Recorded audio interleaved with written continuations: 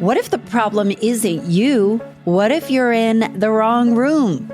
My suspicion? You're not broken and you don't need to be fixed. You have outgrown where you are. Let's get more space and freedom to redesign the life you deserve. Welcome to the Reinvention Room. I'm Allison Hare, coach for ambitious women making big changes, and we are rethinking everything we've been taught.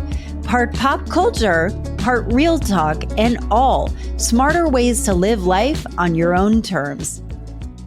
Could it be that you are insufferable? Am I insufferable? Are we collectively insufferable? If you've ever walked into a room and you're like, whoa, I don't know what's going on here, but it is clear everybody hates me and I am not quite sure why. And if you've ever been told that you are too much or you're not enough, you are going to get a completely new perspective on this. And my goal is that by the end of this episode, you're going to feel like you can run through a wall and powerfully own who the fuck you are. You are going to feel empowered in a way that you may never have felt before. I have actually had this topic on my mind for weeks and weeks. And I don't know if you get this where it's kind of like, what do they call it? Like a craw in your, I forget what it is called, but like, I've had this idea where it just keeps turning and turning and turning around in my brain, where it becomes apparent that this is a topic that nobody is talking about. And as always, my promise is that every single one of these episodes for you is going to be something that you can take, kind of like taking a snack from a pantry, and you can share it with somebody else, meaning it is going to be a conversation starter where you are going to be at coffee with a friend or be in a group of people where you're like, I heard this podcast about this concept. I'm not sure what I think about it. What do you think about it? And so the conversation continues. So I invite you to share this episode with anybody who has ever been told they're too much, or anybody who is just curious about personalities in general and what's going on in the culture. So this is going to be kind of a personality deep dive, but also a cultural deep dive too. So I'm really, really excited to bring this to you. I have an outline to help keep me on track, but I am going off the cuff. I'm hoping to God that I sound coherent. So please stick with me with it. I promise you there is going to be a powerful point and something that you can take away from it.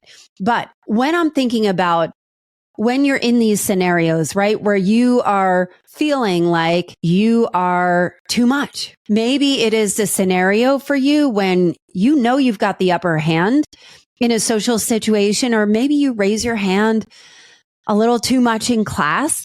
For me, I know it's, I know about as subtle as a tack hammer, but I've got a big personality. And let's say I'm in a room of other moms from my kids' school.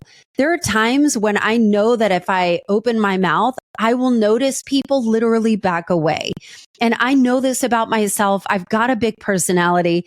I am hyper aware when I'm a little extra, and my brain is like, shut up, Allison, calm down. And I literally had to teach myself how to stop and listen to other people about 20 years ago. And honestly, confidence is a tricky thing. I mean, society tells us we need to stuff ourselves in a box. We need to act a certain way. We want to be bold, but not too bold.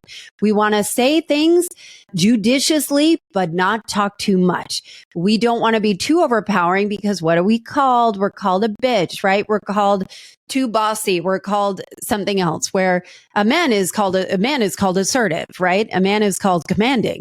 And that has very positive connotations. So I was listening to a podcast from Cheryl Ann Skolnicki. I highly recommend this podcast. It's called Brilliant Balance.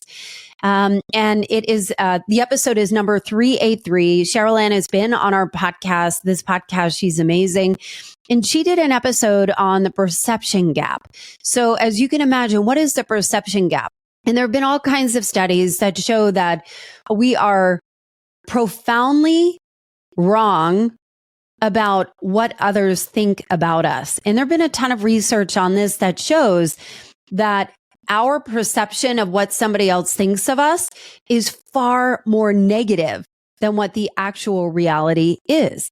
And so I started to think about some of these really, really big stars that we put on a pedestal: Taylor Swift, Oprah Winfrey, Cynthia Erivo, Ariana Grande. They're having such a moment.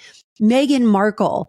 When I think about these women, I would bet we want more of them, right? Like, they're so talented. They're so wise. They have the command of an entire globe, right? They have global command.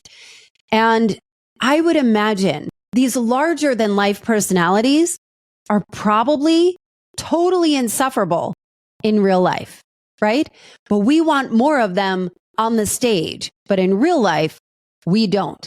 So I started to look at a lot of these people's Instagram accounts, and I started to look in the comments, which I don't actually recommend. It really, really shows the dregs of humanity. And it really is unbelievably disappointing how people feel the need to tear people down, kind of the keyboard cowboys, especially the cloak of anonymity of being a nobody, and most of the time when I click through, and I'm going to kind of run through some of the things that I heard. So we're going to take a little bit of a turn, and I promise I will have a point here with it, but I think it's really, really important when we think of these people that we do put on a pedestal. But we also wonder, what would it be like? What would it be like if we had the fame, the fortune, the influence, the type of audience that these people have and what they have to deal with? I was thinking about Nicole Kidman. Nicole Kidman is so interesting to me because Nicole Kidman is this towering presence. She's this beauty, right? But she's very polarizing. People either love her or they hate her. And, when she does interviews, she has this towering presence on screen, but in interviews, she is totally insecure and very introverted. It is her cloak of power is to be in an acting role. I think about Drew Barrymore. I have not, do you guys watch the Drew Barrymore show? Do you watch the show? I don't even know what network it's on or where I would actually watch it, but I constantly see clips of her. So Drew Barrymore's persona is one that is deeply effusive. She's very emotional. Very, very, very, very emotional, very huggy. She gets in people's personal space, whether you like it or not. I think it's very sweet. But at the same time, if that was somebody in real life, you'd probably be off-put, find it off-putting. And I think about some of the celebrities, in some ways there is more of a self-aggrandizing. I think about Ariana Grande and Cynthia Erivo right now, where they are in this moment where they are so, larger than life with Wicked, with their voices, with their talent. And so they are everywhere. And my algorithm knows me so well that I watch at least one Wicked video, one Wicked reel or TikTok or YouTube video or something a day because I can't help it. I love learning about it. But at some point, there is a tipping point where it becomes too much, where you become bored and you want to move on. So Cynthia Erivo just released a single.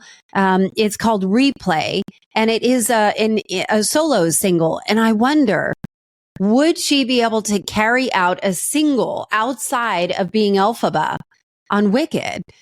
Would she be able to do it? Would the audience want to carry her that way? So I think about some of these people that have these larger than life personalities and this larger than life talent and skill. And it's so easy to, I imagine, have a warped sense of perception when so many people are not only worshiping you, but at the same time tearing you down. Because that's what people do online. It's really embarrassing. They are forces of nature. They cannot be stopped. And I remember when I was in, probably elementary school, and there was this girl, and this girl was super talented. She had this beautiful voice. I think her name was Amy. I'm trying to remember what it was. But she auditioned for Star Search. And I remember people like tearing her down or isolating her when she wanted to use her talents and skills in a really profound way.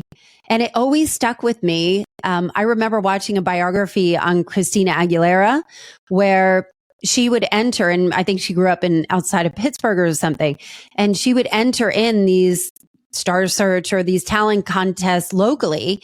And all of the other parents would be so angry because there was no way their kid could win against her. And so what do you do? And so there's so much of like, should I be big? Should I be small? Should I be big? Should I be small? Where is the balance in between? And can I be bigger?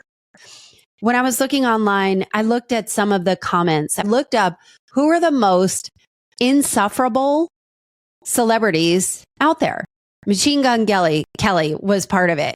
And somebody put, Machine Gun Kelly pisses me off in a way I can't really explain. His mere presence is annoying. Sheesh. I mean, who else do you think was on that list? I mean, you could probably name them. The Kardashians, Gwyneth Paltrow, Mariah Carey. I mean, that's a given since birth, right? The whole diva thing. And then Jennifer Lopez, this one was also on the list. And somebody's comment really I found so disturbing, where they put Jennifer Lopez, despicable human being. How is she despicable? Is she eating babies? Is she killing people? Or is she a beautiful 50-something woman that does not look her age, but still dances and performs and over proves her worth in this? And so Jennifer Lopez has always been somebody that has been underappreciated and always torn down. She's not talented. She doesn't have a great singing voice like other people. It just is a deep shame that there are so many people. And when I click on some of these people's profiles, you know what's happening, right? They have no followers and their account is private. And of course, no picture. And usually the profile is like live, love, laugh, like whatever it is. It's always super contradictory to how they are acting online. And I even notice my own bias in this. Pamela Anderson is somebody that has been on the circuits lately. She is in a movie called The Last Showgirl that has been up for a lot of awards. And so Pamela Anderson, very famously, I think she's in her 50s now, is not on purpose wearing makeup. So Pamela Anderson, one of the biggest bombshells to ever cross our lexicon, our screens, like this beautiful woman, all of a sudden said, no, I'm not playing this game anymore. And so she'll go in this gorgeous ball gown, her hair done, no makeup. And I remember seeing her and going, wow, I am so impressed. I admire her so much. And all my brain kept thinking is, I still want her to put on makeup. I still want her to put on makeup. Why? Why do I feel that way? And I deeply admire her, but it always is a reflection of how we feel on us, right? If I were to not wear makeup, I couldn't imagine the self-loathing that I would feel without it. And I've done many episodes on this. Like, I put on a full face of makeup every single day, and not because I'm worried about what other people are no, that's not true. I hate seeing my face age. I hate seeing my face without makeup. I don't find beauty in it. And I think it is the mirror, right? Like, while I'm looking at Pamela Anderson and saying, good God, please do more of that. Alicia Keys had a long several years where she wouldn't wear makeup either. And they're both beautiful, incredible women. that are going out and doing their truth. But I couldn't help but think to myself and kind of notice and acknowledge how I wanted to project on it, because I didn't want to see myself get older. I wanted to see that aspirational face of beauty of somebody that is aging beautifully with makeup, right? And that is fine. Like, that's my choice. I'm probably never, ever going to go makeup free. I've been like that since I was 12 years old, and that is fine, right? And so I started to read a little more. The Rock somehow is in this insufferable list. And he said, somebody put, seems nice, but his ego is as big as a boulder and it's getting on my nerves. So all of this is like at the intersection of good versus bad. So when you think of these people, and I'm using them. So this podcast is called Reinvention Room, right? So there is a lot of pop culture that's sprinkled in, but always is a mirror to our own progress and our own evolution of healing, of our own journey of discovery. You know, I have resistance to the word healing, because generally speaking, I feel that people aren't needing to heal. They just have outgrown their container and probably need a new set of tools. And so this podcast is designed to equip you with some fresh, modern tools and approaches that help you expand out into who you truly are. And I feel like this is a reclamation, right? When you're in your 40s, when you're in your 50s, this is a reclamation and a return to who you really are. I mean, I can go forever on Blake Lively and Justin. You know, the comments section was really outrageous. And when I think about Blake Lively and Justin Baldoni, you know, they're embroiled in kind of an Amber Heard versus Johnny Depp, where Blake Lively is accusing Justin Baldoni of sexually inappropriate working conditions for their movie It Ends With Us, and Justin Baldoni is countersuing back. And they're both just trying to drag each other through the mud. I believe they're both probably kind of shitty people, and their wires crossed. You know, at this point, I'm like kind of over it. But when I was looking at the comments, somebody said she got married on a slave plantation, BTW. Somebody said she needs to do us all a simple favor and disappear into irrelevance, since that's what's about to happen anyway. When I think about these kind of comments, and the way that people casually try and post, but that anonymity, that keyboard cowboy kind of approach, and of course, none of these people have pictures. They're not putting their names. Their accounts are private. They have 2 followers. It just shows me that people are hurting, because I imagine that without all of the complexity that comes with fame and with being your big, beautiful self, what would happen if we truly felt fully expressed? Now, I want to be clear. I'm leaving off people like Elon Musk, Donald Trump, Tucker Carlson, Marjorie Taylor Greene, Kanye West, Andrew Tate, people that are bona fide pieces of shit. That is not who I'm talking about here. These are people that kind of oscillate between they are celebrated. They do something wrong or do something that the public deems differently, or they go against the grain and they're canceled, and all of a sudden they are deserving of all of this negative attention and people kind of slinging arrows at them. And the making of people smaller comes so young. And when I think about, like, what did your parents teach you in your household about being too proud, too loud, too much? Did your parents tell you to be quiet? Did they tell you to speak up? What kind of comments did your parents say about other people's kids or others in general? For me, I think my mother straddled that line for me growing up. She wanted me to be my big self, but not too much, you know, where she would get shit for it. That's not what she wanted, right? You can color outside the lines, Allison, but keep it minimal. All right? Kind of stay in the lines. So what does this mean for you? Why am I talking about people's shittiness towards each other? Because this is a reclamation for you. This is an invitation for you to bust out of the box and ask the question, who am I really? What is it that I truly want? Not what should I want, but what would actually bring me joy? And most of the time, people that are slinging mud, and it's okay to have an opinion, right? Of course, we all have opinions. I'm petty as hell. I mean, you can ask me. I just don't put it online. But at the same time, I do like to give people the benefit of the doubt and try and have an open mind about people's humanity and goodness, especially when they're people that are at a specific level of fame that you and I will probably never, ever, ever know or experience or understand. But when I ask, like, what would bring you joy? Most of the time, it's probably not money.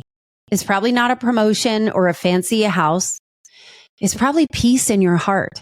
It might even be nature and freedom, freedom to move, freedom to be yourself. And I remember I was seeing The Cure, you know, that band, The Cure. I love The Cure. I was such a new wave kind of chick back in the 90s and still. But I remember seeing The Cure, and I saw them at Radio City Music Hall. And I remember I was sitting on the mezzanine. And so in the mezzanine, it's like kind of a fancy venue, right? It's a legendary venue. And everyone was kind of swaying to the music or whatever. And we were up, like we're on the mezzanine. So we weren't like front on the floor. We were in the back because, you know, I didn't have any money back then. And so I got tickets to what I got tickets to. And there was a guy, and he was dancing in the middle of the aisle like nobody was watching. And I remember people kind of snickering at this guy. And I remember looking at it and going, wow, that looks amazing. What is it like to be able to fully feel music and express yourself in a way where you don't care who is looking? And that's really my invitation for you. I invite you to literally take 5 minutes and ask yourself that question of what would bring me joy, and write it down and let that be your North Star to do more of what lights you up. And, you know, recently I was leading this workshop for podcasters, and a lot of these podcasters were just getting started. So they were kind of working through their concept. And, you know, when they were talking about their ideas, in the beginning, the ideas kind of seemed a little bit generic. I want to help people transform. I want to inspire people with my story. I want to help people be better leaders. And this happens so often with podcasters and people that are trying to put something out there, something of purpose, something of meaning, something of themselves, is that people are trying to be audience focused, but they're conflating that with trying to copy what others have done already. So what happened in this segment, and whenever people are kind of making it more broad and generalized, I'm like, what are you super passionate about? Like, tell me what completely lights you up. What are opinions that you have, whether or not somebody agrees with it? But what is the hill that you're going to die on? And I would watch each person, as I would ask them that question, completely light up, you know, like full of fire and passion. I'm like, oh, that's it. That is it. Lean into that fire and passion. So I invite you to really take the chains off and to actually take up more space. And yes, there are some shitty people out there. Of course there are. Are people going to judge? Yeah, but they're probably not the people that you need in your circle at all. So all of these people that we admire and respect, we put on a pedestal and we beg for more. The Taylor Swifts of the world, they're probably completely insufferable in real life, but they make us feel alive because their life force is so big that it reaches others. And that's what this life is about, right? It is about connection. It is about the synapse between you and somebody else. It is something that is unexplainable, but that life force only comes when we say yes to what lights us up. That life force only comes out when we stop trying to shrink ourselves into a box. But in a lot of cases, these people that do have larger than life personalities, instead of, they let their internal forces lead the way, right? Instead of tightly balling themselves into a pleasing shape for others to judge, to overlook, hand over validation to somebody else. And that, my friend, is why you and I know what it's like to experience unfulfillment. And the fastest way to express yourself, create a new conversation, inspire change, be 100% yourself, meet incredible people. One of the best ways I've found is to have your own podcast. It is owning your own corner of the internet. It is your sanctuary. And the easier we are on others is a mirrored reflection of how we are on ourselves. I'm going to say that again. Again, I have to check myself too when I'm starting to get in that judgy mind. The easier we are on ourselves, the less we hate and critique and criticize ourselves. It is a mirrored reflection of how we are to each other and to ourselves. So with that, I'm going to wrap up. I have loved talking about this. I'm really curious to see what you think and how this lands for you. Do you feel like you're insufferable? Do you know people who are insufferable? Can we look at those people perhaps from a different lens of what is their life force and how do we bring our own life force through? And if having a podcast is something you have considered, but have maybe gotten overwhelmed or thought, I don't know that I have anything interesting to talk about. I don't know that it is something anybody would listen to. I would invite you. I'm offering a free strategy call. I'm trying to say it out loud. A free strategy call where we can take your idea and we can turn it into 3D in 30 minutes for free. And if you want support in that, I'm happy to explain and walk you through what that would look like. But would love to hear from you. You can schedule a call at AllisonHair.com/free call. So I'm so glad that you could join me. I'm so hopeful that you will open your arms wide and take up more space and say yes to what lights you up. And if I don't see you on the socials, I'll see you next time.